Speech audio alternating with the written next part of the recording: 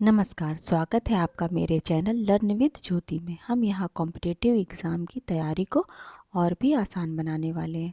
हर topic को बार बार दोहराएंगे ताकि वह आपको याद हो जाए। तो चलिए शुरू करते हैं आज का टॉपिक, और आज का टॉपिक है वैदिक युग। अब हम देखेंगे वैदिक युग को। वैदिक शब्द संस्कृत की विद धातु से बना है। वैदिक शब्द संस्कृत की विद धातु से बना है जिसका अर्थ होता है नॉलेज। वैदिक शब्द संस्कृत की विद धातु से बना है जिसका अर्थ होता है नॉलेज। वैदिक संस्कृत के निर्माता आर्य थे। वैदिक संस्कृत के निर्माता आर्य थे। वैदिक संस्कृत के निर्माता आर्य थे। आर्य शब्द का अर्थ होता है, आर्य शब्द का अर्थ होता है श्रेष्ठ या उत्तम। आर्य जो शब्द है उसका अर्थ होता है श्रेष्ठ या उत्तम। अब वैदिक काल को दो भागों में बांटा गया है। अब हम देखेंगे वैदिक काल को कितने भागों में बांटा गया है। दो भागों में बांटा गया है, ऋग्वैदिक काल और उत्तर वैदिक काल। ऋग्वैदिक काल और उत्तर वैदिक काल। अब हम ऋग्वैदिक काल को देखते हैं। ये 1500 बीसी से 1000 बीसी तक का है। ऋग्वैदिक काल 1500 बीसी से 1000 बीसी तक है। मेरे साथ साथ आप लोग रिपीट करते जाइएगा। रिपीट करेंगे तो एक ही वीडियो में आपको याद हो जाएगा। ऋग्वैदिक काल 1500 बीसी से 1000 बीसी तक माना जाता है। सैंधव सभ्यता के पतन की उच्च सीमा 1500 बीसी है। सैंधव सभ्यता के पतन की उच्च सीमा 1500 बीसी मानी गई है। सैंधव सभ्यता के पतन की उच्च सीमा 1500 बीसी मानी गई है। इसलिए ऋग्वैदिक काल का प्रारंभ 1500 बीसी को मानते हैं। इसलिए ऋग्वैदिक काल का प्रारंभ 1500 बीसी को मानते हैं। इसलिए ऋग्वैदिक काल का प्रारंभ 1500 बीसी को मानते हैं। अब हम देखेंगे उत्तर वैदिक युग। उत्तर वैदिक युग 600 बीसी से 1000 बीसी से लेकर 600 बीसी तक माना जाता है। उत्तर वैदिक युग 1000 बीसी से 600 बीसी तक माना जाता है। उत्तर वैदिक युग 1000 बीसी से 600 बीसी तक माना जाता है। उत्तर वैदिक युग 1000 बीसी से 600 बीसी तक माना जाता है। 600 बीसी में उत्तर भारत में द्वितीय नगरीकरण की शुरुआत हुई। 600 बीसी में उत्तर भारत में द्वितीय नगरीकरण की शुरुआत होती है। इसलिए इसकी उच्च सीमा 600 बीसी मानी गई है। इसलिए इसकी उच्च सीमा 600 बीसी मानी गई है। 600 बीसी में उत्तर भारत में द्वितीय नगरीकरण का प्रारंभ हुआ। इसलिए इसकी उच्च सीमा 600 बीसी मानी गई है। 600 बीसी में गंगा घाटी में नगरीकरण का प्रारंभ हुआ। 600 बीसी में द्वितीय नगरीकरण की स्थिति देखी गई थी। अब हम देखेंगे आर्यों का भौगोलिक क्षेत्र। आर्यों का भौगोलिक क्षेत्र, इनके क्षेत्रों के अब हम नाम पढ़ेंगे और ये क्षेत्र किस किस उसमें फैले हुए थे जगहों में, अब हम वो देखेंगे। सप्त सैंधव प्रदेश, आप पढ़ेंगे सप्त सैंधव प्रदेश। ऋग्वैदिक आर्य सर्वप्रथम नदियों द्वारा सिंचित प्रदेश में बसे थे। ऋग्वैदिक आर्य सर्वप्रथम नदियों द्वारा सिंचित प्रदेश में बसे थे। ऋग्वैदिक आर्य सर्वप्रथम नदियों द्वारा सिंचित सप्त सैंधव प्रदेश में बसे थे। सप्त सैंधव का मतलब होता है 7 नदियों वाला इस प्रदेश। 7 नदियों वाले प्रदेश में ये लोग आके बसे थे। सिंधु नदी, सतलज नदी, सरस्वती नदी, रावी नदी, व्यास नदी, चेनाब, झेलम, ये 7 नदियों का क्षेत्र था। इसमें आके आर्य बसे थे। अब हम देख लेंगे इन नदियों को वैदिक काल में क्या कहते थे। इंडस को सिंधु कहते थे। इंडस नदी को सिंधु नदी कहते थे। इंडस नदी को सिंधु नदी कहते थे वैदिक काल में। इंडस नदी को सिंधु नदी कहते थे वैदिक काल में। सतलज को सतुद्री कहते थे। सतलज को क्या कहते थे? सतुद्री कहते थे। सतलज को सतुद्री कहते थे। सरस्वती को घग्गर कहते थे। सरस्वती को क्या कहते थे? घग्गर नदी कहते थे। सरस्वती को वैदिक काल में घग्गर नदी कहते थे। सरस्वती को वैदिक काल में घग्गर नदी कहते थे। रावी को परुष्णी कहते थे। देखिए परुष्णी में भी रा की आवाज आती है और रावी नदी में भी रा से शुरुआत होती है। तो रावी को परुष्णी कहते थे, रावी को परुष्णी कहते थे। व्यास को विपाशा कहते थे, व्यास को विपाशा कहते थे, व्यास को विपाशा कहते थे। चनाब को अस्कनी कहते थे, चनाब नदी को अस्कनी कहते थे, चनाब नदी को अस्कनी कहते थे, चनाब नदी को अस्कनी कहते थे। झेलम को वितस्तता कहते थे, झेलम को वितस्तता कहते थे, झेलम को वितस्तता कहते थे, झेलम को वितस्तता कहते थे, झेलम को वितस्तता कहते थे। ये सप्त सैंधव प्रदेश था। 7 नदियां थी इसमें। अब हमें एक बार जल्दी से गिन लेंगे। सिंधु सतुद्री घग्गर, सिंधु सतुद्री घग्गर, परुष्णी विपाशा अस्कनी, परुष्णी विपाशा अस्कनी झेलम। ये 7 नदियों का प्रदेश था। झेलम को वितस्तता कहते थे। अब हम देखेंगे ब्रह्मावर्त प्रदेश किसे कहते थे। ब्रह्मावर्त प्रदेश सप्त सैंधव प्रदेश के बाद आर्य कुरुक्षेत्र के निकट इस प्रदेश में बसे। सप्त सैंधव के बाद आर्य कहाँ बसे थे। कुरुक्षेत्र के निकट बसे थे, उसे ब्रह्मावर्त प्रदेश कहते थे। कुरुक्षेत्र के निकट, कुरुक्षेत्र के निकट बसे थे जिसे ब्रह्मावर्त प्रदेश कहते थे। कुरुक्षेत्र के निकट बसे थे जिसे ब्रह्मावर्त प्रदेश कहते थे। कुरुक्षेत्र हरियाणा में है इस समय। ब्रह्मावर्त प्रदेश। अब हम देखेंगे ब्रह्म ऋषि प्रदेश, ब्रह्मार्ष प्रदेश, ब्रह्मार्ष प्रदेश, ब्रह्मार्ष प्रदेश। इसके बाद आर्य गंगा यमुना प्रदेश में बसे थे। इसके बाद आर्य गंगा यमुना प्रदेश में बसे थे। इसे ब्रह्मार्ष प्रदेश कहते थे, इसे ब्रह्मार्ष प्रदेश कहते थे, ब्रह्मार्ष प्रदेश कहते थे। मध्य देश देखेंगे। इसके बाद जो आर्य थे वो मध्य देश में बसे थे। आर्य कहाँ बसे थे। मध्य देश में। मध्य देश किसको कहते थे। हिमालय और विंध्याचल का संपूर्ण क्षेत्र, हिमालय और विंध्याचल का संपूर्ण क्षेत्र, हिमालय और विंध्याचल का ना संपूर्ण क्षेत्र था। ये मध्य देश में आकर बसे थे। हिमालय और विंध्याचल का संपूर्ण क्षेत्र में आके बस गए। ये जो हिमाचल और विंध्याचल का जो भाग था ये एमपी का था। एमपी के पास, एमपी से और आगे तक ये लोग पूरा बस गए थे। अब जब आर्यावर्त प्रदेश जब कहा गया, जब पूरे भारत पर इन्होंने अपना प्रभुत्व जमा लिया, आर्यावर्त प्रदेश भारत को कहने लगे। इसके बाद पूरे भारत को आर्यावर्त कहने लगे, क्योंकि पूरे भारत में आर्य आकर बस गए थे। आर्यावर्त प्रदेश कहने लगे। संपूर्ण भारत आर्यों के नियंत्रण में आ गया। संपूर्ण भारत क्या हुआ। आर्यों के नियंत्रण में आ गया। अब हम देखेंगे कुछ हमारे विद्वान हैं वो कहते हैं आर्य बाहर से आकर बसे थे। आर्यों का मूल निवास स्थान उन्होंने भारत नहीं बताया है, उन्होंने जिस जगह को बताया है अलग अलग विद्वानों ने अलग अलग मत दिए हैं। तो जो मूल निवास था, एक तरफ हम मूल निवास देखेंगे और एक तरफ हम विद्वानों के नाम देखेंगे कि किसने बताया है ये लोग कहाँ कहाँ के निवासी रहे हैं। तो स्वामी दयानंद सरस्वती की किताब है सत्यार्थ प्रकाश, उसमें उल्लेख है कि आर्य तिब्बत से आके बसे थे। स्वामी दयानंद सरस्वती की एक किताब है, स्वामी दयानंद सरस्वती की किताब का नाम है सत्यार्थ प्रकाश। सत्यार्थ प्रकाश में बताया गया है कि आर्य तिब्बत के निवासी थे, कि आर्य तिब्बत के निवासी थे। बाल गंगाधर तिलक ने the Arctic homes of the Aryan, the Arctic home of the Aryan, the Arctic home of the Aryan किताब में आर्यों का मूल स्थान उत्तरी भारत, उत्तरी ध्रुव बताया है, उत्तरी ध्रुव बताया है। बाल गंगाधर तिलक ने the Arctic home of the Aryan, इन्होंने आर्यों का मूल निवास स्थान उत्तरी ध्रुव बताया है। बाल गंगाधर तिलक की पुस्तक का नाम है the Arctic home of the Aryan, जिसमें उन्होंने कहा है ये उत्तरी ध्रुव के निवासी हैं। अब हम देखेंगे गंगानाथ झा, जो इलाहाबाद यूनिवर्सिटी में प्रोफेसर थे, उन्होंने इनका स्थान कहाँ बताया है। उन्होंने इनका स्थान ब्रह्मऋषि प्रदेश को कहा है, ब्रह्मऋषि प्रदेश को कहा है।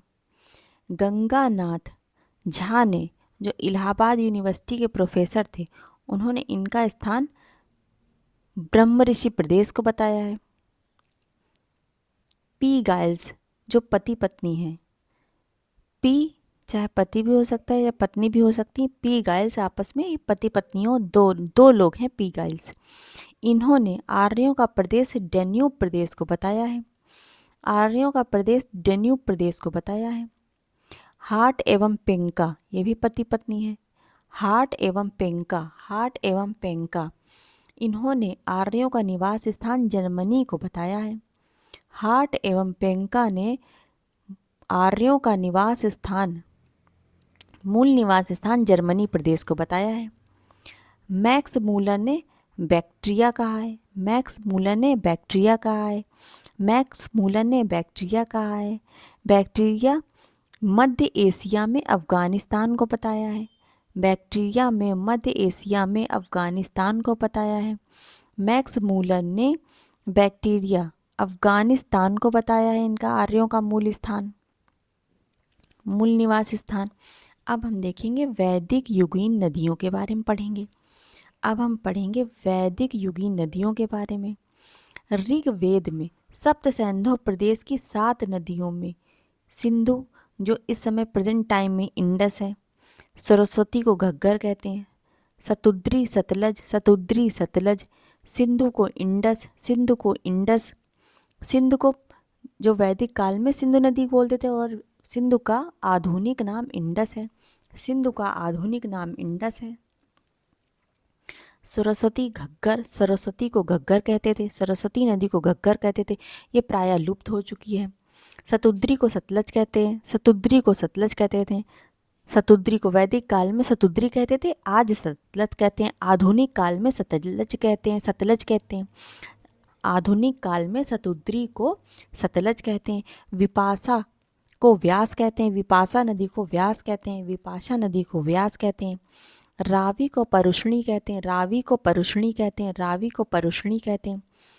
चेनाब को अस्किनी कहते हैं, चेनाब को अस्किनी कहते हैं, चेनाब को अस्किनी कहते हैं। झेलम को वितस्तता कहते हैं, झेलम को वितस्तता कहते हैं, झेलम नदी को वितस्तता कहते हैं।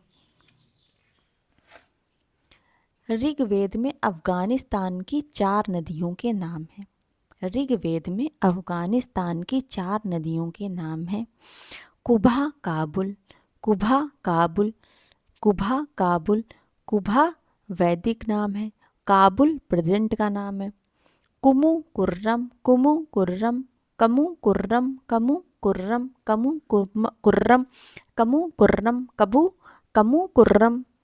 गोमती गोमल, गोमती गोमल, गोमल वैदिक नाम है, गोमल, गोमती, गोमल, गोमती, गोमल, गोमती, गोमल, गोमती। सुवास्तु स्वात, सुवास्तु स्वात, सुवास्तु स्वात, सुवास्तु स्वात, सुवास्तु स्वात, सुवास्तु स्वात, सुवास्तु स्वात, सुवास्तु स्वात नदी का वर्णन मिलता है। 4 नदियाँ कुबा, कमु, गोमती, कुबा, कमु, गोमल, सुवास्तु। ऋग्वेद में 25 नदियों का उल्लेख है, ऋग्वेद में 25 नदियों का उल्लेख है, ऋग्वेद में 25 नदियों का उल्लेख है। नदी सूक्त में 21 नदियों का उल्लेख है, नदी सूक्त में 21 नदियों का उल्लेख है, नदी सूक्त में 21 नदियों का उल्लेख है। ऋग्वेद में 46 नदियों का उल्लेख मिलता है, इन दोनों को जोड़ दिया जाए आपस में तो 46 नदियों का उल्लेख हो जाता है। ऋग्वेद में 46 नदियों का उल्लेख मिलता है। सिंधु नदी का सर्वाधिक बार उल्लेख मिलता है, सिंधु नदी का सर्वाधिक बार उल्लेख मिलता है। यह प्रसिद्ध नदी थी वैदिक काल की, यह वैदिक काल की प्रसिद्ध नदी थी। सिंधु नदी का सर्वाधिक बार उल्लेख मिलता है। यह वैदिक काल की सिंधु नदी प्रसिद्ध नदी थी, वैदिक काल की सिंधु नदी प्रसिद्ध नदी थी। सरस्वती नदी को नदीतमा भी कहा गया है, सरस्वती नदी को सबसे पवित्र नदी, नदियों की माता के भी नाम से जाना जाता है। सरस्वती को सबसे पवित्र नदी, नदीतमा नदियों की माता के नाम से भी जाना जाता है। अब हम देखेंगे वैदिक साहित्य के बारे में देखेंगे। वैदिक साहित्य में हम मुख्यतः 4 वेद और उनके ब्राह्मण ग्रंथ, उपनिषद ग्रंथ, आरण्यक ग्रंथ को पढ़ते हैं। वैदिक साहित्य में हम मुख्यतः 4 वेदों, ब्राह्मण ग्रंथ उनके, उपनिषद ग्रंथ और आरण्यक ग्रंथ को पढ़ते हैं वैदिक साहित्य में हम मुख्यतः 4 वेद, उनके ब्राह्मण ग्रंथ, उपनिषद ग्रंथ और आरण्यक ग्रंथों को पढ़ते हैं। अब हम चारों वेदों के नाम देख लेते हैं। ऋग्वेद, सामवेद, यजुर्वेद और अथर्ववेद। ऋग्वेद, सामवेद और यजुर्वेद को वेद त्रय कहते हैं। ये ऋग्वेद, सामवेद और यजुर्वेद को वेद त्रय में शामिल किया गया है।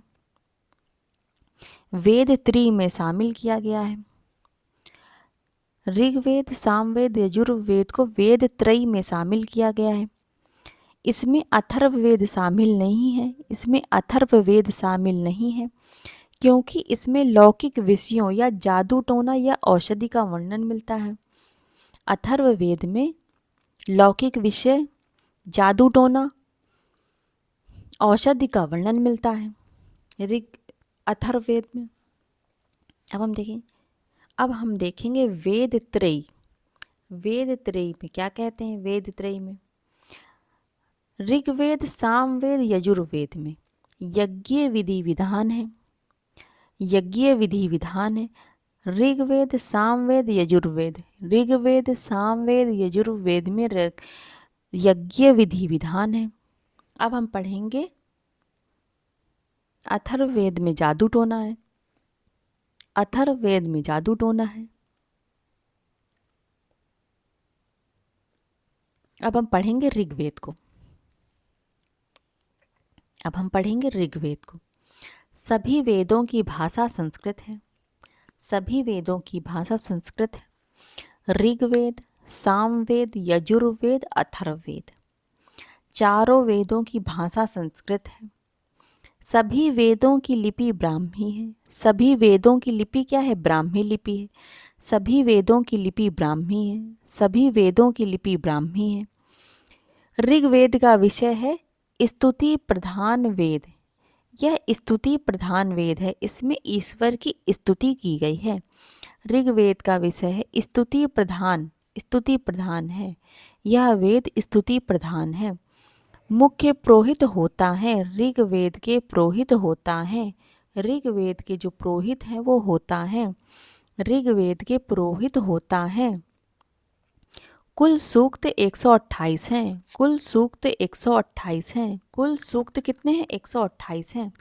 कुल सूक्त 128 हैं। सॉरी 1028 हैं। 1028। कुल सूक्त 1028 है, ना कि 128। 1028 हैं। कुल मंडल 10 हैं। कुल मंडल 10 हैं। कुल मंडल कितने हैं? 10 मंडल हैं।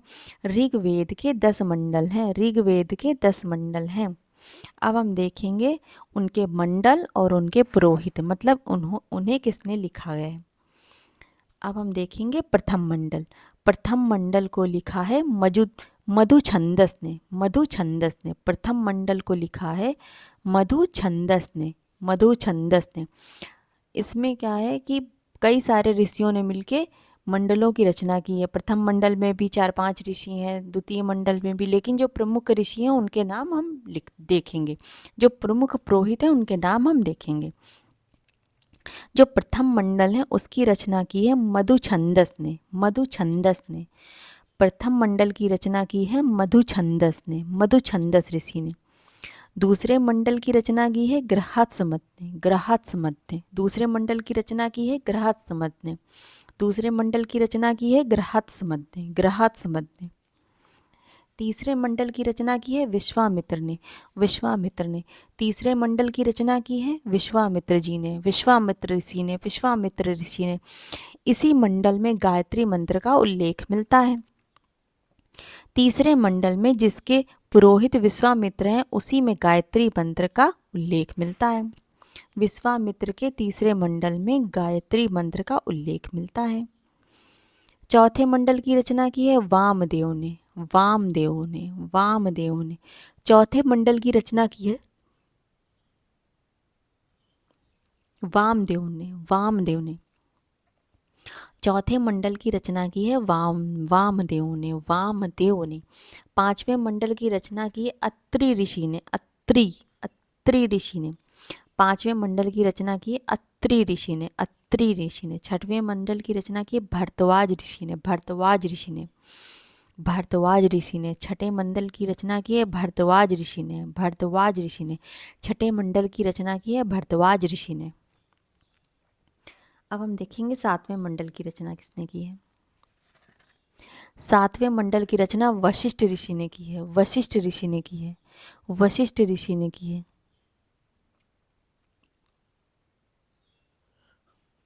सातवें मंडल में दशराज युद्ध का उल्लेख मिलता है।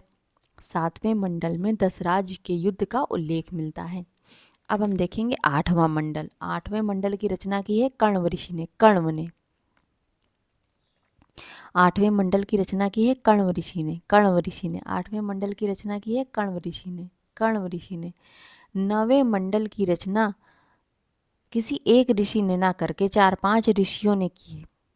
अनेक ऋषियों ने की है, इसलिए इसको जो है ना किसी का नाम नहीं दिया गया है। इसको सोम पवमान के नाम से जाना जाता है। यह सोम को समर्पित है। नवा मंडल सोम को समर्पित है, इसीलिए इसे सोम पवमान के नाम से जाना जाता है। नवे मंडल को सोम पवमान के नाम से जाना जाता है। सोम पवमान के नाम से जाना जाता है। इसकी रचना अनेक ऋषियों ने मिलकर की है। इसकी रचना अनेक ऋषियों ने मिलकर की है। इसकी रचना अनेक ऋषियों ने मिलकर की है। अब हम देखेंगे 10वां मंडल। 10वें मंडल की भी रचना विविध ऋषियों ने मिलकर की है। 10वें मंडल की रचना विभिन्न ऋषियों ने मिलकर की है। इसमें महासूक्त का वर्णन मिलता है। इसमें महासूक्त का वर्णन मिलता है। इस महासूक्त में पुरुष सूक्त का वर्णन मिलता है। 10वें मंडल की रचना विभिन्न ऋषियों ने मिलकर की है। इसमें कोई एक नाम विशेष नहीं है। 10वें मंडल में पुरुष सूक्त का उल्लेख मिलता है। पुरुष सूक्त का उल्लेख मिलता है।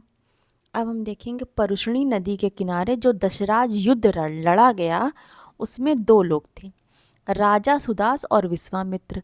राजा सुदास जीते थे और विश्वामित्र हार गए थे। विश्वामित्र के साथ 10 कबीले भी थे।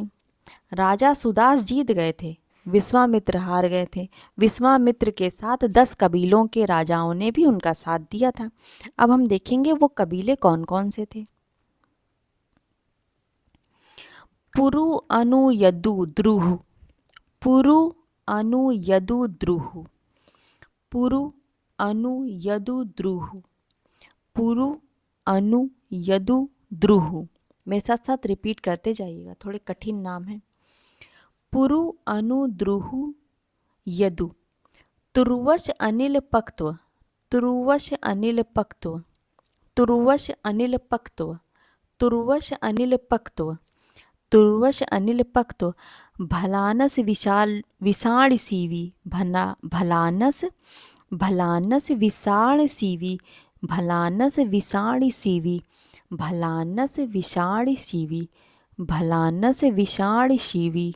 भलानस विशाल सीवी। अब हम देखेंगे राजा जो सुदास थे जो जीत गए थे इन कबीलों से, वो भरत कबीले के राजा थे। राजा सुदास भरत कबीले के राजा थे।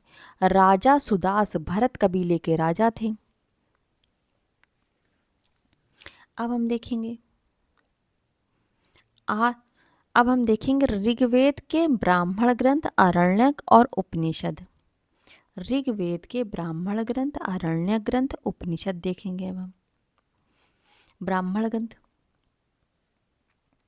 अब हम देखेंगे ऋग्वेद के ब्राह्मण ग्रंथ कौन कौन से हैं। ऋग्वेद के ब्राह्मण ग्रंथ हैं ऐत्रेयी और कौस्तिकी।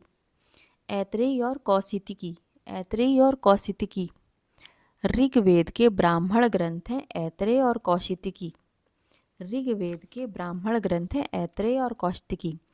ये गद्य के भाग हैं, ये गद्य के भाग हैं। ऐत्रेय और कौशितकी ब्राह्मण ग्रंथ थे, ये गद्य के भाग हैं। इसमें वेदों को आसानी से समझा जाता है, इससे वेदों को आसानी से समझा जाता है ब्राह्मण ग्रंथ से। ऐत्रेय और कौशितकी, ऐत्रेय और कौशितकी ये गद्य के भाग हैं। अब हम देखेंगे अरण्यक। अरण्यक को वन पुस्तक के नाम से भी जाना जाता है। अरण्यक, अरण्यक को वन पुस्तक भी कहते हैं।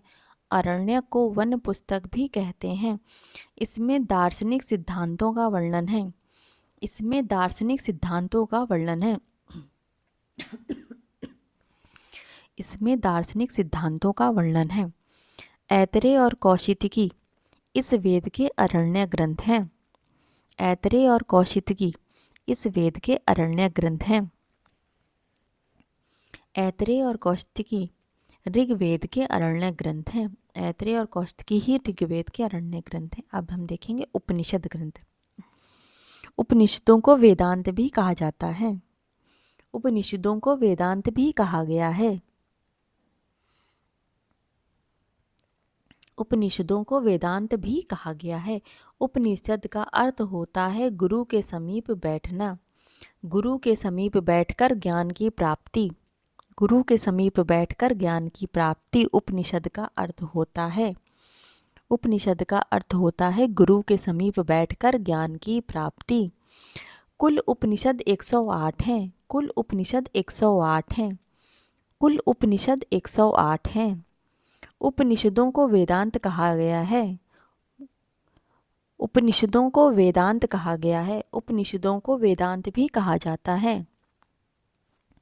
ऐत्रेय और कौशितकी दो उपनिषद हैं।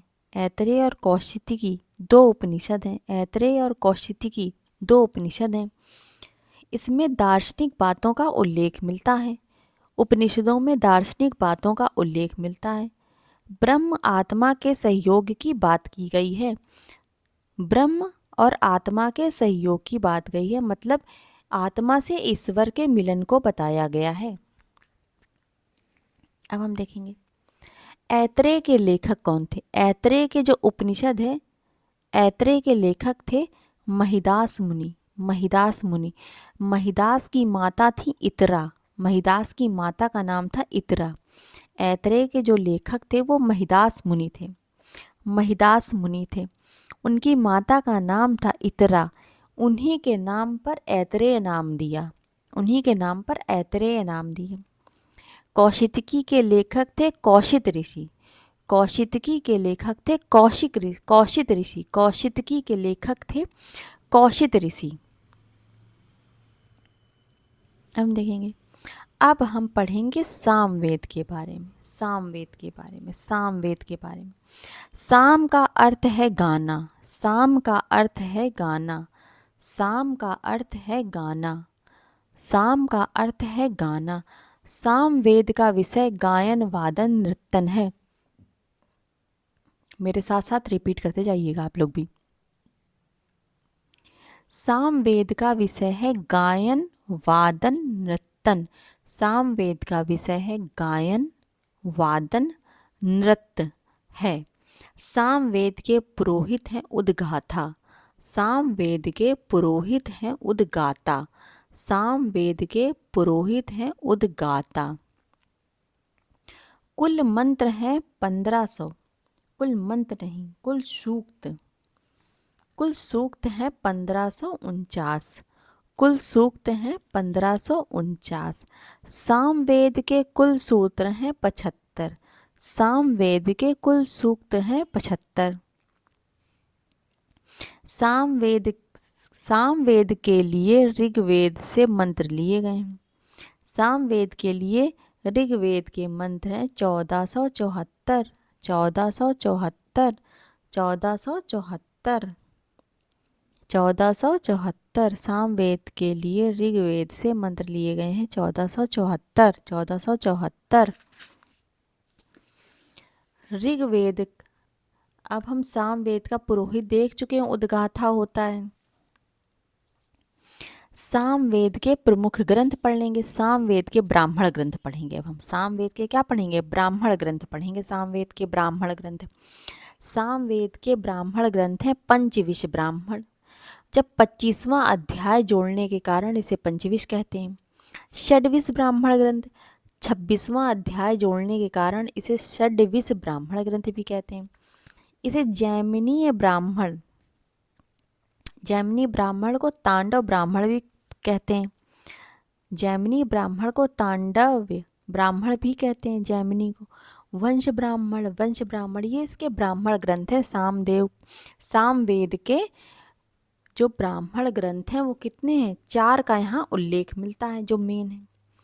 पंचविश, षड्विश, वंश ब्राह्मण और जैमिनीय ब्राह्मण।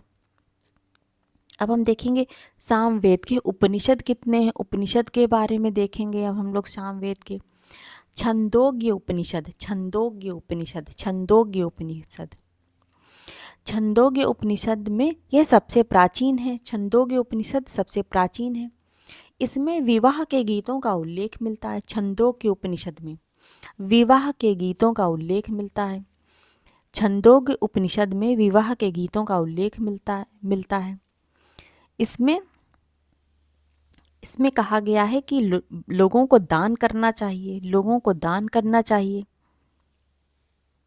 लोगों को दान करना चाहिए। इसमें कृष्ण का उल्लेख भी है। यह देवकी के पुत्र के रूप में बताए गए हैं। इसमें कृष्ण का उल्लेख भी है। यह देवकी के पुत्र के रूप में बताए गए हैं। इसमें उद्वालक, आरुणि और श्वेत केतु के बीच का संवाद का उल्लेख है। श्वेत केतु, आरुणि, उद्वालक। इसमें उद्वालक, आरुणि और श्वेत केतु के बीच का संवाद भी है। इसमें आरुणि, उद्वालक और श्वेत केतु के बीच का संवाद भी है। किसमें? छंदोग्य उपनिषद सामदेव का उपनिषद है, सामवेद का उपनिषद है। केनोपनिषद, केनोपनिषद, यह केनोपनिषद में प्रथम 3 आश्रमों का उल्लेख मिलता है। केनोपनिषद में प्रथम 3 आश्रम का उल्लेख मिलता है। अब हम आरण्यक देख लेंगे। आरण्यक कौन है?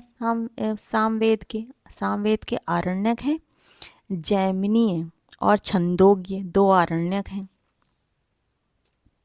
जैमिनीय और छंदोग्य, जैमिनीय और छंदोग्य 2 आरण्यक हैं।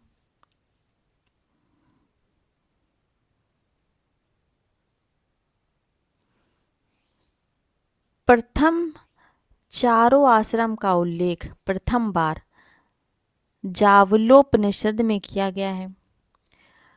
प्रथम बार चारों आश्रम का उल्लेख जावलोपनिषद में किया गया है। केन उपनिषद जो सामवेद का उपनिषद है, इसमें शिष्य और गुरु के प्रश्नोपनिषद को भी बताया गया। प्रश्नोपनिषद भी है इसमें। सामवेद में अब हम देखेंगे यजुर्वेद। याद करेंगे। यजुर्वेद को यज्ञ गति कर्म वेद भी कहते हैं। यजुर्वेद को यज्ञ गति कर्म वेद भी कहते हैं। यजुर्वेद को यज्ञ गति कर्म वेद भी कहते हैं। विषय क्या है? कर्मकांड प्रधान है, कर्मकांड प्रधान है। यज्ञ विधि विधान है इसमें। यजुर्वेद में यज्ञ विधि विधान का उल्लेख किया गया है। इसके पुरोहित हैं अथर्वयु। यजुर्वेद के पुरोहित हैं अथर्वयु।